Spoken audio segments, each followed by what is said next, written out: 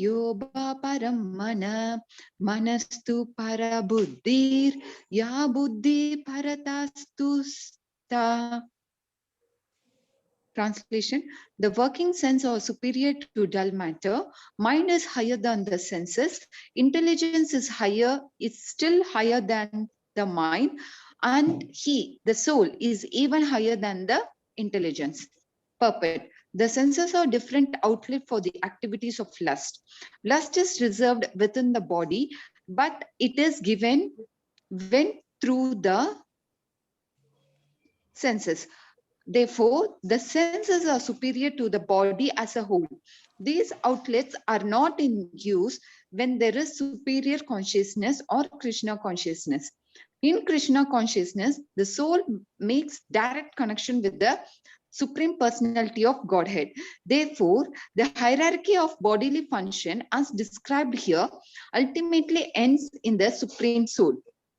Bodily action means the functions of the senses, and stopping the senses means stopping all bodily actions. But since the mind is active, then even though the body may be silent at rest, the mind will act as it does during dreaming.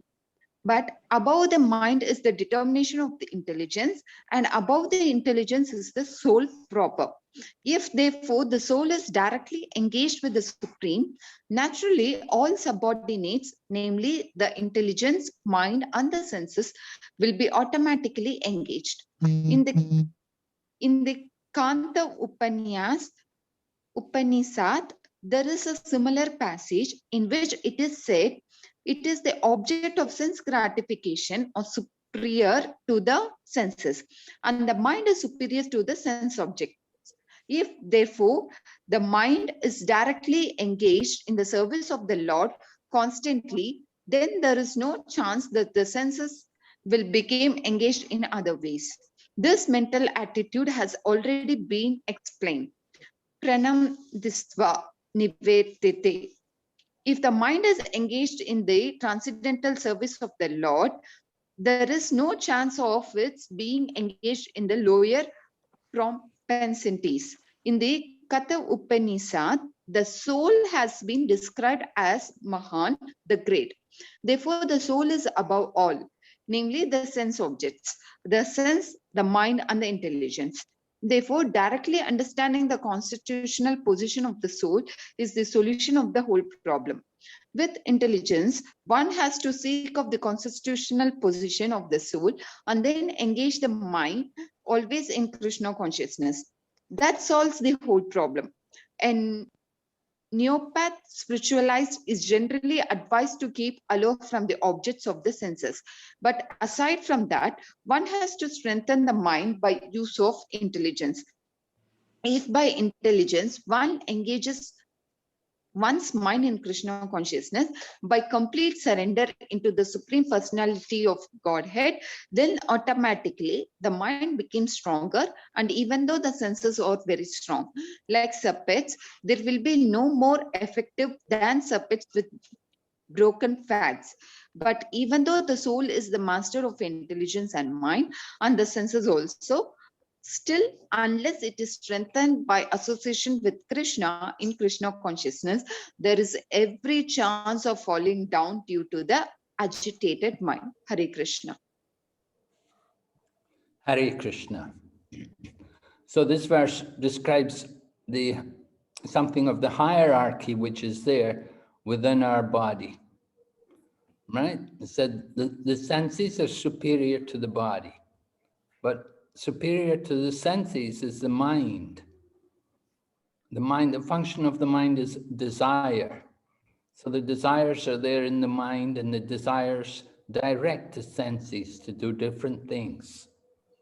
By the power of the mind, the hand will pick up something. The mind will give the direction to the hand. The mind gives direction to the legs. It's all coming from the mind. The different movements of the senses are originating from the mind. And higher than the mind is the intelligence. Intelligence will tell us what we should be doing and what we shouldn't do. The intelligence tells us, don't eat that. The intelligence tells us, oh, don't go there, don't do that. But sometimes we don't listen to the intelligence. Anyway, intelligence is there trying to direct us. And Krishna also says how he's in the heart of everyone, and from him comes knowledge, remembrance, and forgetfulness. So that's how the super soul works. Anyway, the intelligence is a function of the subtle body, right? We have a gross physical body, then we have the subtle body. Subtle body means the mind, the intelligence, and the ego. And above that, we have the soul, the spiritual body. So the soul is seated next to the intelligence. And the soul has to be strengthened with Krishna consciousness. Boil. After boil only put salt and water. So the soul is strengthened by Krishna consciousness. If the soul is not in Krishna consciousness, then we don't get proper direction. There's no good intelligence there, and the mind is attracted to sense gratification.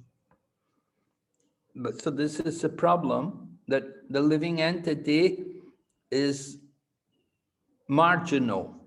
That we can either be in the material energy or in the spiritual energy. We have that freedom, we have that choice. It's up to us which way we want to be, which side we want to be in. Just like you're in Switzerland, but you can also go to France. You cannot stay in the border. You have to go either into France or in Switzerland. There's a border. You cannot just always remain on the border. And so the same way, we are living entities, we are marginal potency. We're either in the material energy or in the spiritual energy. It's our choice. We have to get good intelligence. That good intelligence comes from the soul. If the soul is properly directed by hearing Bhagavad Gita and by chanting the holy name, if we get proper instruction from the teachers, then we know what we should be doing. So we have to make proper use of our independence, of our free will. We have to know what is actually our position. Prabhupada talks about the constitutional position of the soul. Constitutional position of the soul is to be the servant of the Supreme Soul. The Supreme Soul, Lord Krishna, the Super Soul, and we're his servant. We're his part. We're tiny parts. So our constitutional position is to be engaged in his service. If we don't serve him, then we serve Maya. Either way we have to serve. Either we serve Krishna or we serve Maya. It's our choice. When you serve Maya, then you get a hard time. You get a lot of problems, a lot of trouble. But when you serve Krishna, you get a lot of bliss. You get a lot of nectar. Is it clear? Any questions?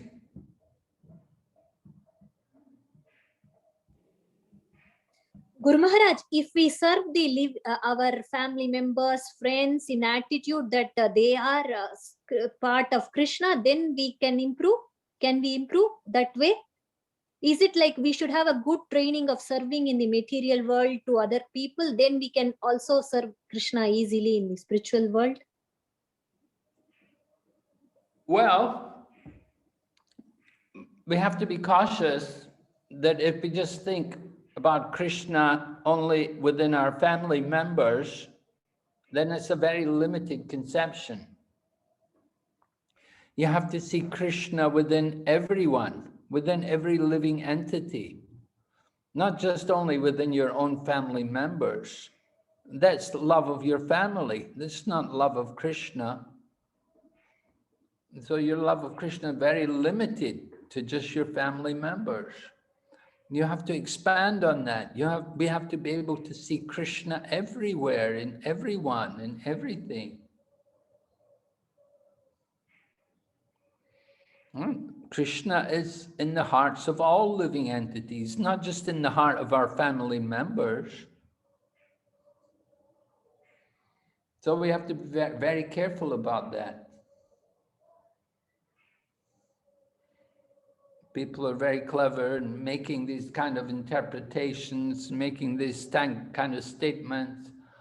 Oh, I'm serving Krishna. Krishna's in my family.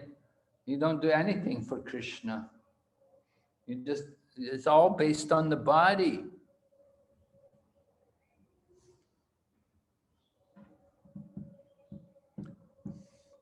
So we have to overcome this bodily conception of life. And the bodily conception of life is we identify. We're thinking, I am the body, and we're thinking, these are my family members. This is my wife, these are my children, this is my parents, my in-laws, my relatives. It's all bodily conception. So this is like the animals. The animals have the same affection for their family members. We have to expand the consciousness. We have to see Krishna in everyone, in everything.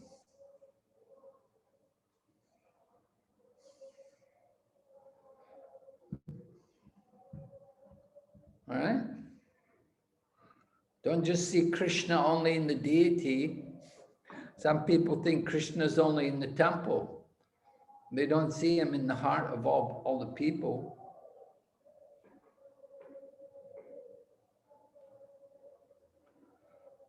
So this is another kind of skin disease. We're identifying with the body and the things in relation to the body. My family, my relatives, all the bodily relationships. So it causes a lot of trouble.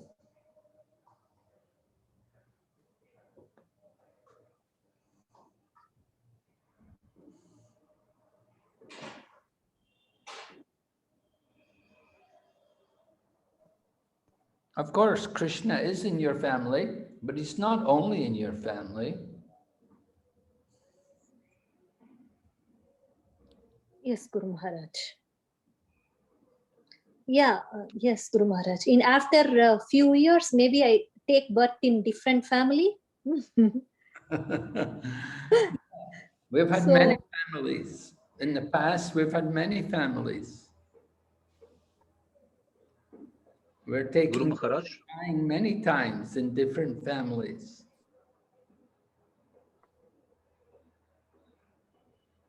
We've had many mothers and fathers. We've had many children.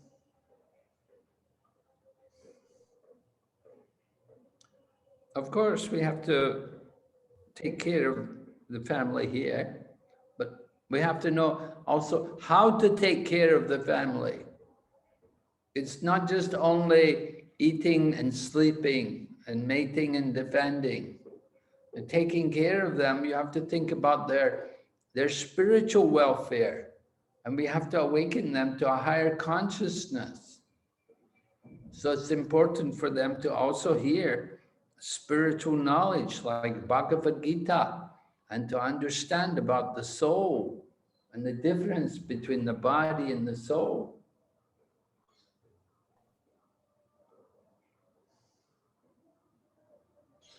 Guru Maharaj, I'm a question. Yes. I'm right.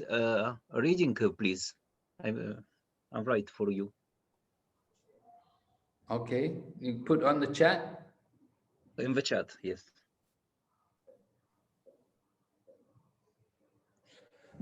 Okay. So, there's a question on the chat here. Oh. When you have sex, children are born.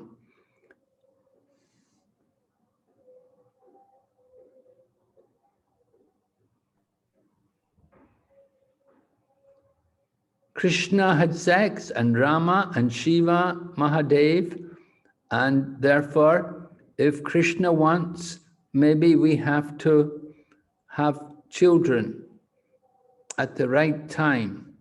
And when it is time to improve spiritual qualities, we have to stop having sex.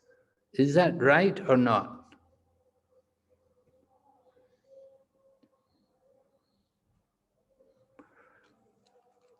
In the Bhagavad Gita, Lord Krishna does not condemn sex.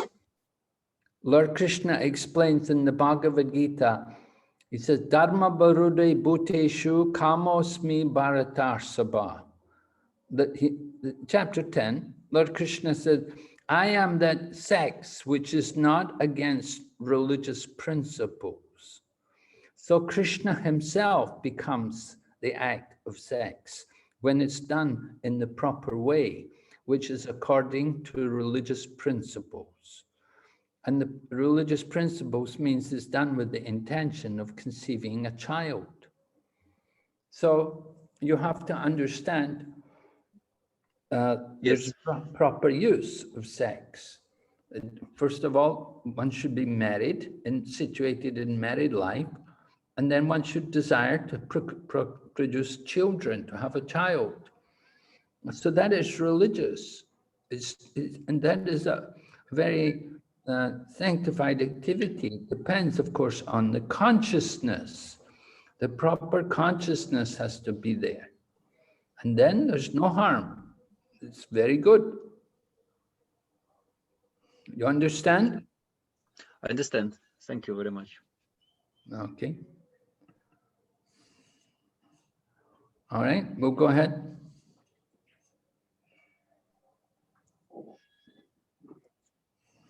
Fernando Prabhu, can you please read 3.43? Sure, Mataji, sure. Thank you, Prabhu. Evam budhe param budva samstabhyat manam atmanaha jai satrum baho baho kamarupam durashadam. Translation. Thus, knowing oneself to be transcendental to the material senses, mind and intelligence, O might-armed Arjuna, one should stead the mind by deliberate spiritual intelligence, Krishna consciousness, and thus, by spiritual strength, conquer this insaciable enemy known as lust. Purport. This third chapter of the Bhagavad Gita is conclusively directive to Krishna consciousness by knowing oneself as the eternal servitor of the Supreme Personality of Godhead, without considering impersonal voidness the ultimate end. In the material existence of life, one is certainly influenced by propensities for lust and desire for dominating the resource of material nature. Desire for overlording and for sense gratification is the greatest enemy of the conditioned soul. But by the strength of Krishna consciousness, one can control the material senses, the mind, and the intelligence. One may not give up work and prescribed duties all of a sudden, but by gradually developing Krishna consciousness, one can be situated in a transcendental position without being influenced by the material senses and the mind. By steady intelligence direct toward one's pure identity. This is the sum total of this chapter. In the immature stage of material existence, philosophical speculations and artificial attempts to control the senses by the so-called practice of yogic postures can never help a man towards spiritual life. He must be trained in Krishna consciousness by higher intelligence. Thus end the Bhaktivedanta purports to the third chapter of the Srimad Bhagavad Gita in the matter of Karma Yoga, or the discharge of one's prescribed duty in Krishna consciousness. So now Lord Krishna is concluding his answer to Arjuna about this very important question. Right? Who remembers what was Arjuna's question?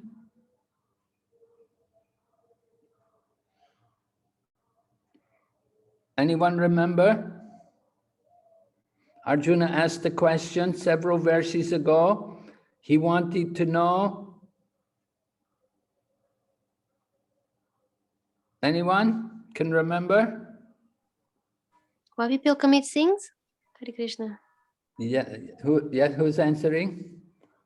Kirtida Devidasi, Hare Krishna Maharaj. My obeisances, all goes to Shri Prabhupada.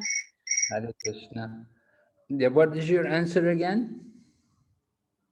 Why do people commit sins? What Why power do people commit sin? influence on people?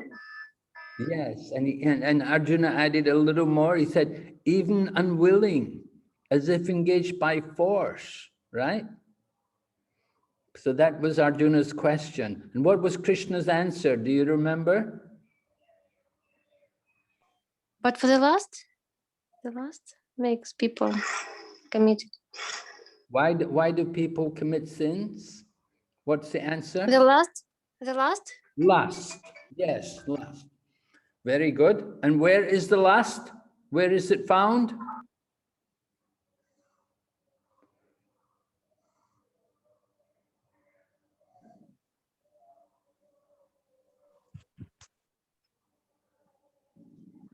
Mind and senses of it, or the place, sitting place of lust. Guru Maharaj. You're missing one thing. Intelligence. Yes. And the senses, the mind, and the intelligence are seated places of this lust, right? And what is the nature of lust? Can you describe it?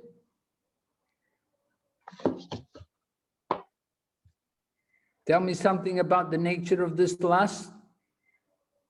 Lust will not get satisfied, Guru Maharaj. It is like itching. Never satisfied, right?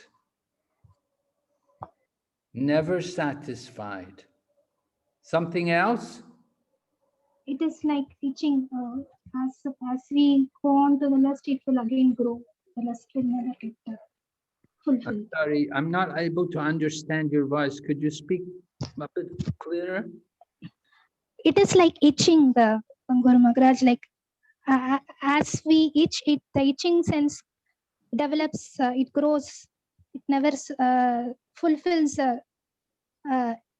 itching sensation. So it is lust is like that. Okay, it's like some irritation in the skin. The scratching doesn't help it anything. Yes, that's in the purport. What about Lord Krishna's words? How does Lord Krishna describe it? He says, it burns like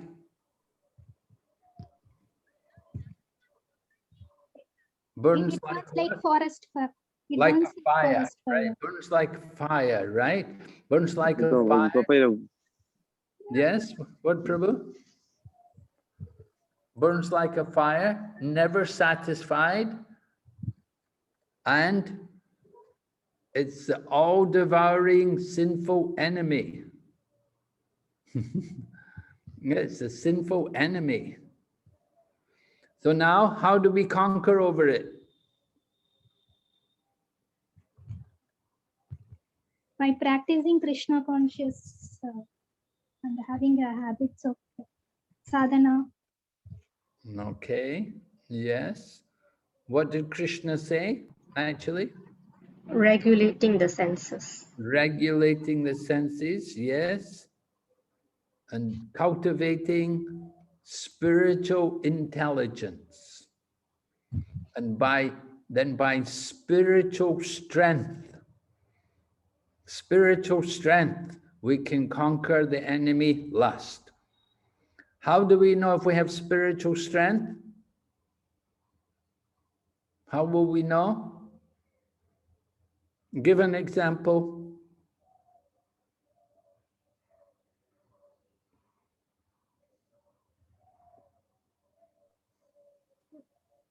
if we are able to do regularly chanting. Okay. You wake up every day, every morning, you do chanting. Yes, good. Another example? Being regular in devotional service. Yes, so give an example. Sharing prasad, talking about Krishna consciousness around us with people.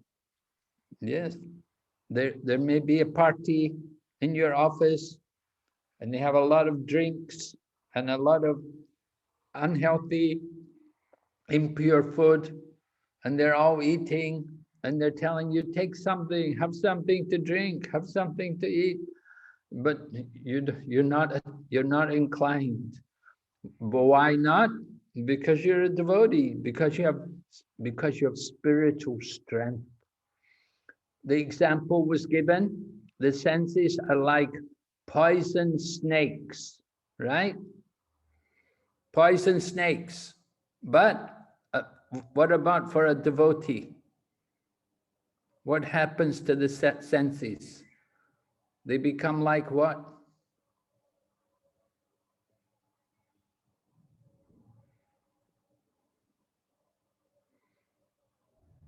You take out the poison from the snakes, then it becomes Yeah, you take out the poison fang from the snake. So the snake is harmless. Or you have a pipe, you have the man play the pipe, and the snake charmer is there, and he's playing his pipe, and he's controlling the snakes by playing his pipe. He has them controlled by his pipe playing. Yes.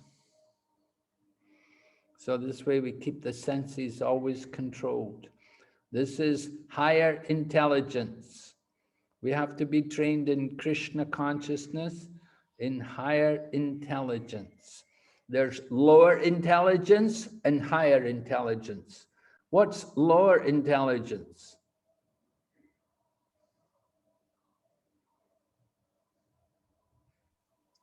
It means activities that are attached to the material world, maybe? Yeah, give an example.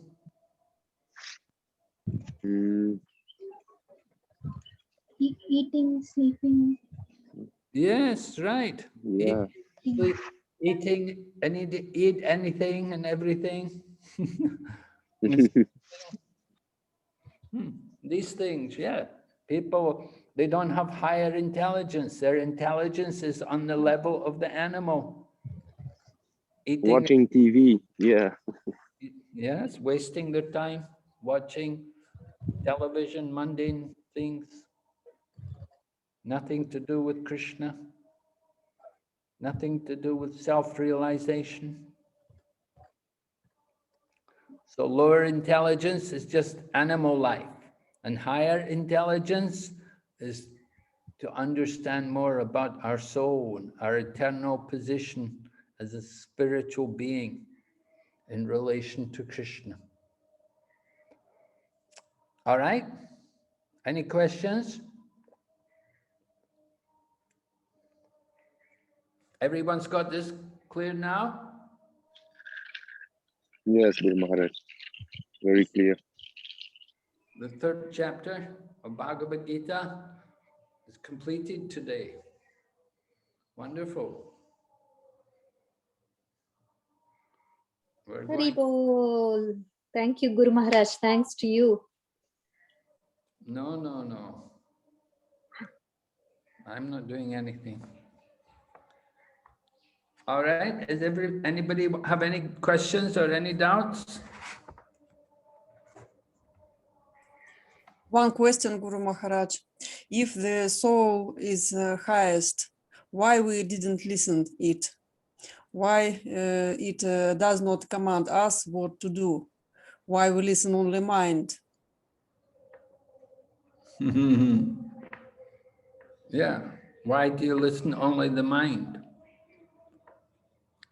We listen. While we were explaining, there's two kinds of intelligence. There's higher intelligence and lower intelligence. Why are we listening to the lower intelligence and not to the higher intelligence? Because we're very attached to sense gratification. Now, sense gratification is not wrong, but sense gratification should be done in relationship to Krishna. We have to learn how to control the senses and to use them in the service of Krishna. We shouldn't just be a servant or a slave of our own senses and mind. So Krishna gives us that freedom. He gives us that free will to choose. Do we want to listen to the soul? And the soul even can become affected. The soul can become covered. If we're not in Krishna consciousness, the soul can become covered by the material energy, and we fall into the material illusion. So we have to practice carefully, controlling the mind and senses and cultivating the higher intelligence. We have to hear regularly from the Bhagavad Gita. We have to understand this knowledge, and then we get the intelligence to fight against the enemy. What is the enemy? Who is the enemy? Yuna? Who is the enemy? Krodha. Krodha. Yes. Kama, Krodha. Yes, lust is the enemy, right? Lust, yes. Yes, the insatiable enemy known as lust, right? Lust is, just serving the senses, trying to satisfy our lust, our material desire. It doesn't bring any happiness, doesn't bring any pleasure. There's the illusion of pleasure, the illusion of happiness. And if we don't have the proper intelligence, if we have not been properly educated, we cannot understand, we cannot appreciate this. So it's so important that people have to be educated in this spiritual knowledge, how to control their senses and their mind, and how to come to the higher consciousness. The mind can be the friend, the mind can be the enemy. It's how we use it. The mind can elevate us, the mind can degrade us. So for spiritual enlightenment, we also use the mind. Maharaj Ambarish, the great devotee, the very first thing he did was to fix his mind on the lotus feet of Lord Krishna. So fix the mind on the lotus feet of Krishna and then use the senses in the service of Krishna. So this is the principle of Krishna consciousness. We have to get the mind under control. Takes some practice. We will see in chapter 6, Arjuna said, "Oh, I cannot control my mind." But Krishna says, well, I know it's difficult, but it's possible. Right? Have you read chapter 6, Yuna? Yes, I know chapter 6. So, Lord Krishna said, I know it's difficult to control the mind, but it's possible. And he told two things which were required. Do you remember? Yes, we need practice. That's right. We need to practice. We need to practice. Yes. And one other thing? Practice and control. Detachment. Yes, and detachment, yes. The problem is we're very attached. We're very attached. I want, I need this, I have to have this. This is the problem, the illusion. So we have to train ourselves to control the senses and the mind. It's not easy. It takes practice.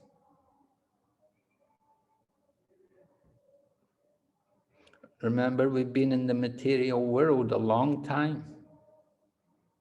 We've had many bodies. We don't remember. Somehow, by some good fortune, we've come in contact with the spiritual knowledge. So it's a great awakening for us. It helps us to understand the truth about life and to see some purpose. Otherwise, we didn't know what life was about. We had no knowledge what life was for.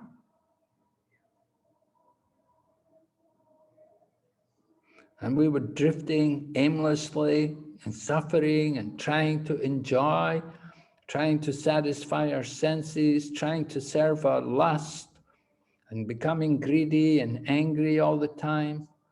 We were never happy. But then somehow, by some good fortune, we meet the devotees and we get some Krishna consciousness. And so it's a big change in our life. Okay? Okay, thank you very much, Guru Maharaj. Thank you. Guru Maharaj. Yes? Sorry, Guru Maharaj. Next week, Ramanavami, right, Guru Maharaj? Ram Navami is on Wednesday. Yeah.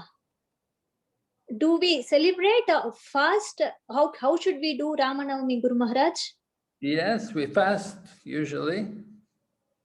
Fasting. Some people fast half day and some people will fast the full day till evening.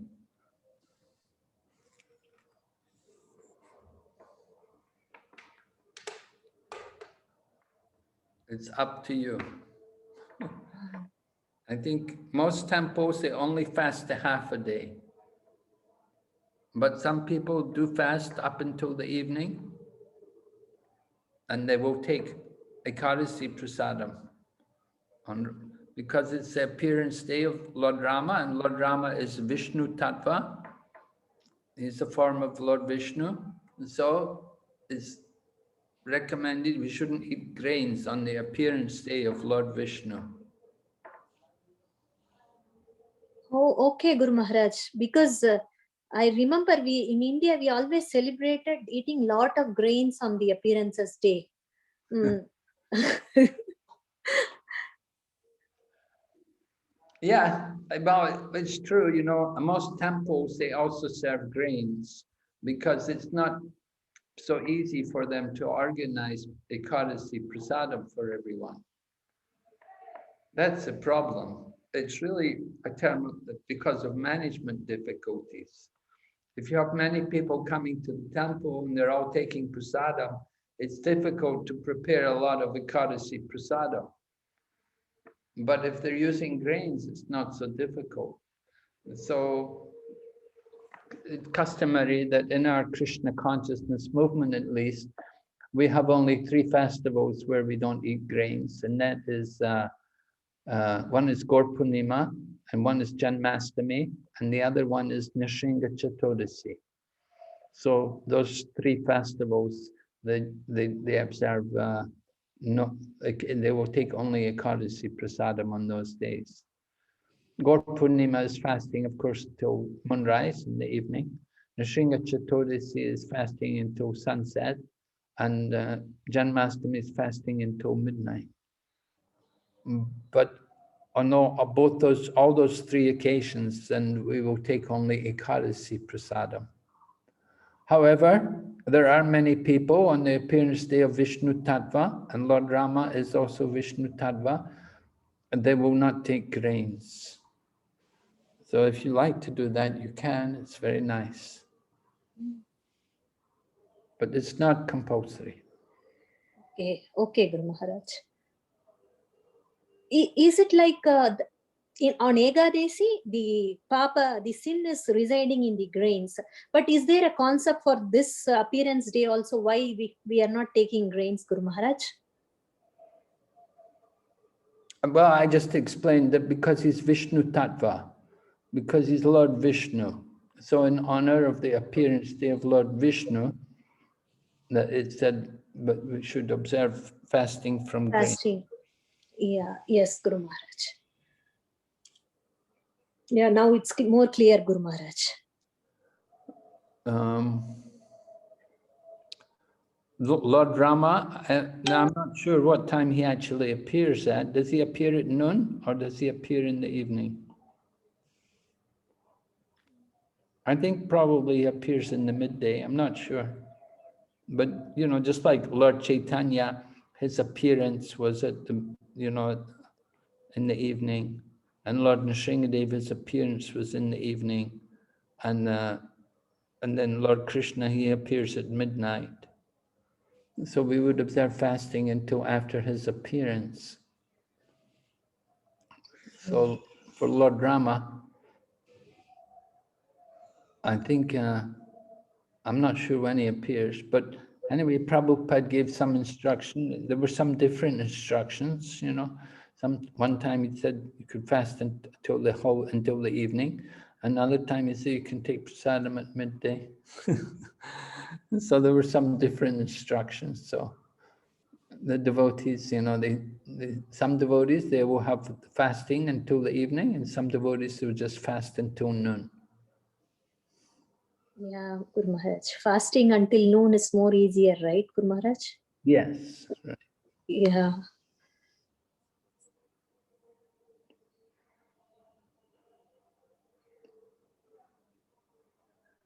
Mm. All right. So will we go on to the 4th chapter, or will we chant around now, or what? As you wish, Guru Maharaj. Maybe we should, yeah, anything is fine for me, for us. It's 12, yeah, Guru Maharaj. It's 12:15, yeah, 12:15, yeah. Do we have time to do another verse? Yes, Guru Maharaj. Maybe we can start the 4th chapter. Okay, go ahead.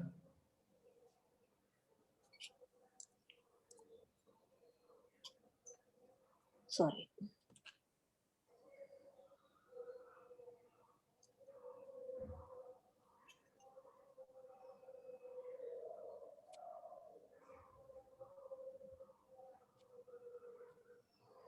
Fourth chapter, Transcendental Knowledge. Tanmay Prabhu, can you please read 4.1? Sure, Mataji. Thank you, Prabhu. Sri Bhagavan Uvacha Imam Vivasvate Yogyam Pruktavan Aham Avyayam Vivasvan Manave Praha Manur Ikshvakave Bravit. Translation. The personality of Godhead, Lord Sri Krishna said, I instructed this imperishable science of yoga to the sun god, Vivasvan, and Vivasvan instructed it to Manu, the father of mankind, and Manu in turn instructed it to Ikshvaku. Purport. Herein we find the history of Bhagavad Gita traced from a remote time when it was delivered to the royal order of all planets, beginning from the sun planet. The kings of all planets are especially meant for the protection of the inhabitants, and therefore the royal order should understand the science of Bhagavad Gita in order to be able to rule the citizens and protect them from material bondage to lust. Human life is meant for cultivation of spiritual knowledge. In eternal relationship with the Supreme Personality of Godhead and the executive heads of all states and all planets are obliged to impart this lesson to the citizens by education, culture, and devotion. In other words, the executive heads of all states are intended to spread the science of Krishna consciousness so that the people may take advantage of this great science and pursue a successful path utilizing the opportunity of the human form of life. In this millennium, the sun god is known as Vivasvan, the king of sun, which is the origin of all planets within the solar system. In the Brahma Samhita, it is stated, Yat chakshur esa savita sakala grahanam raja samasta sura murtir ashesha teja yash yagnaya brahmati sambrata kala chakro govindam adipurusham tamaham bhajami. Let me worship Lord Brahma said, the Supreme Personality of Godhead, Govinda, Krishna, who is the Supreme, who is the original person and under whose order the sun, which is the king of all planets, is assuming immense power and heat. The sun represents the eye of the Lord and traverses its orbit in obedience of his order. The sun is the king of the planets, and the sun god, at present of the name Vivasvan, rules the sun planet, which is controlling all our planets by supplying heat and light. He is rotating under the order of Krishna, and Lord Krishna originally made Vivasvan his first disciple to understand the science of Bhagavad Gita. The Gita is not therefore a speculative treatise for the insignificant mundane scholar, but is a standard book of knowledge coming down from time immemorial. In the Mahabharata Shanti Parva, we can trace out the history of the Gita as follows. Treta Yugadao Chatato Vivasvan Manave Dadao Manushcha Loka Bhriti Artham Shutayekshvakave Dadao Ikshvakuna Cha Kahito Vyapya Lokan Avasthita. In the beginning of all millennium known as Treta Yuga, this science of the relationship with the Supreme was delivered by Vivasvan to Manu. Manu, being the father of mankind, gave it to his son Maharaj Ikshvaku, the king of this earth planet and forefather of the Raghu dynasty, in which Lord Ramachandra appeared. Therefore, Bhagavad Gita existed in human society from the time of Maharaj Ikshvaku. At present moment, we have just passed through 5,000 years of Kali Yuga, which lasts 432,000 years. Before this, there was Dwapar Yuga, 800,000 years. And before that, there was Treta Yuga, 1.2 million years. Thus, some 2,005,000 years ago, Manu spoke the Bhagavad Gita to his disciple and son Maharaj Ikshvaku, the king of this planet Earth. The age of the current Manu is calculated to last some 305,300,000 years, of which 120,400,000 years have passed. Accepting that, therefore, the birth of Manu, the Gita was spoken by the Lord to his disciple, the sun god Vivasvan. A rough estimate is that the Gita was spoken at least 120,400,000 years ago. And in human society, it has been extant for 2 million years.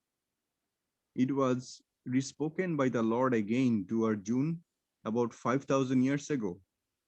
That is the rough estimate of the history of Gita. According to the Gita itself, and according to the version of the speaker, Lord Sri Krishna, it was spoken to the sun god Vivasvan because he is also a Kshatriya and is the father of all Kshatriyas who are descendants of the sun god or the Surya Vangsha Kshatriyas.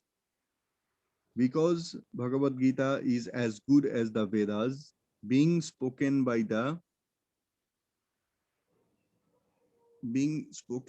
supreme personality of Godhead, this knowledge is Apurushaya, superhuman. Since the Vedic instructions are accepted as they are, without human interpretation, the Gita must therefore be accepted without mundane interpretation. The mundane wranglers may speculate on the Gita in their own ways, but that is not Bhagavad Gita as it is. Therefore, Bhagavad Gita has to be accepted as it is from the disciplic succession, and it is described herein that the Lord spoke to the sun god spoke to his son Manu, and Manu spoke to his son Ikshvaku. Jai Srila Prabhupada. Jai Srila Prabhupada. So very important verse here, the first verse of the 4th chapter. As Prabhupada said, it's the history of the Bhagavad Gita. So Krishna spoke this knowledge to Bhagavad Gita not just 5,000 years ago, but that was the most recent time when he spoke it 5,000 years ago.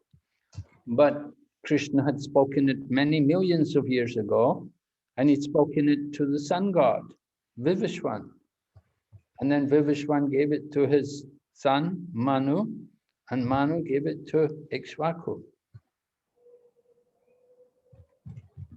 So in this way, the knowledge came down to the earthly kingdom, earthly planet.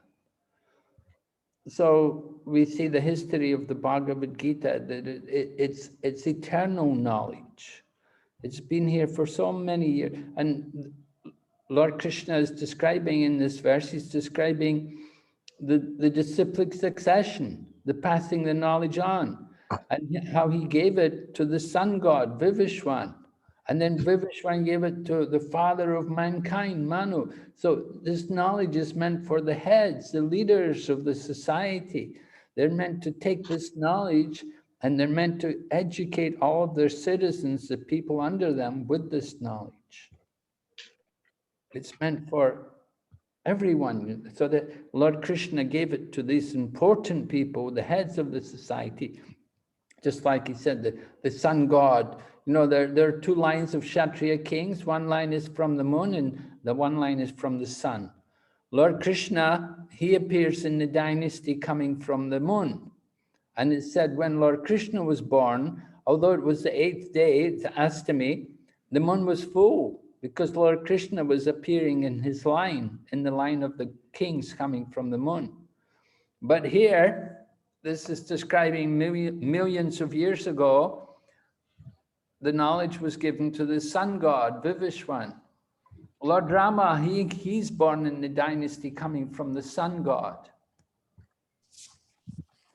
So sometimes the Lord comes in the different lines, sometimes from the sun, sometimes from the moon. There are these two lines of the Kshatriya kings. So the sun god, the sun, the king of all planets, right? The sun is like the eye of the universe. Without the sun, we cannot see anything. We cannot see anything without the sun. So the sun is the eye for all of us. So it has such an important position. So the king of the sun god, Vivishwan, is a very important person in the universe. And Lord Krishna gave him the knowledge of the yoga and instructed him. And then he passed it on to Manu, the father of mankind. So this is how the knowledge was delivered in the line of disciplic succession. You can see this knowledge is not just simply Indian, it's coming from another universe, from another planet, from the sun god. So it's for the whole universe.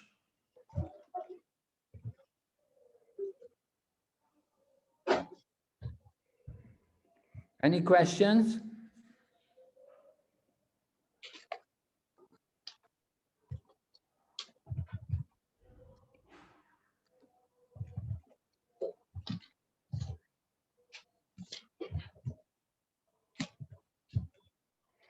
Sometimes people think, oh, the Bhagavad Gita is just a book written by a man. No, the Bhagavad Gita is described aparushaya. It's apurusha. Purusha means the person. Apurusha, it's coming from someone who's not a person. It's divine knowledge, eternal spiritual knowledge. It's not coming from any ordinary imperfect person. So Bhagavad Gita has perfect information. There's no fault can be found in the Bhagavad Gita. Other knowledge, you see science and so on, they always change it, the history, the different opinions, different ideas. They come up with theories and another theory, a new idea. But Bhagavad Gita, this is eternal. It's perfect knowledge, perfect information given to us. We just simply have to make use of it properly.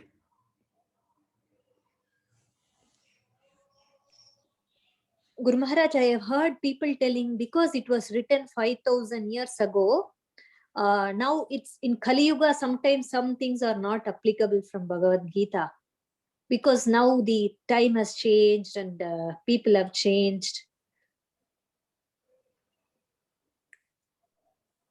Well, that's their illusion. People have not changed. Everywhere there is birth, old age, disease, and death. How have people changed? The same problems are there. The problem of birth, old age, disease, and death. These are the problems. These things have not changed. The miseries of life are still there. The same miseries that were there thousands of years ago, the same miseries are here today. Miseries inflicted by other living entities, miseries inflicted by our own mind and senses, and miseries due to material nature. The same problems are there for everyone, whether 5,000 or 5 billion years ago. It hasn't changed. The same things are there, the same problems. In what way have we changed? Show me what would be changed. Oh, we've become lazier. We've become more animalistic. We've become dirtier. We've become more sinful. Yes, but we haven't really changed. The same problems are there. Yes, Guru Maharaj.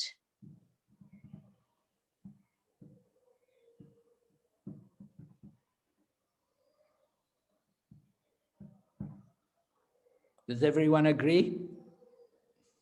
Nobody disagree? Everyone accept? Yes, Guru Maharaj. Problems are there?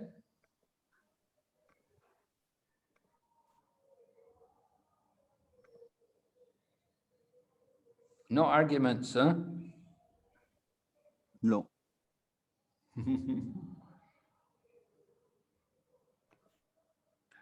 All right. So then we will chant Hare Krishna now. Yes, Guru Maharaj.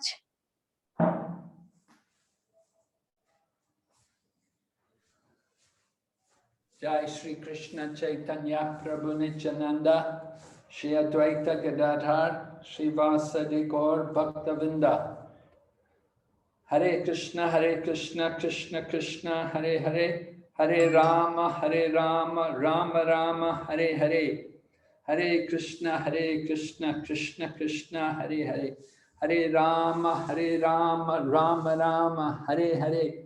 Hare Krishna, Krishna Krishna, Hare Hare, Hare Rama, Rama Rama, Hare Hare, Hare Krishna, Krishna Krishna, Hare Hare, Hare Rama, Rama Rama, Hare Hare, Hare Krishna, Krishna Krishna, Hare Hare, Hare Rama, Rama Rama, Hare Hare, Hare Krishna, Krishna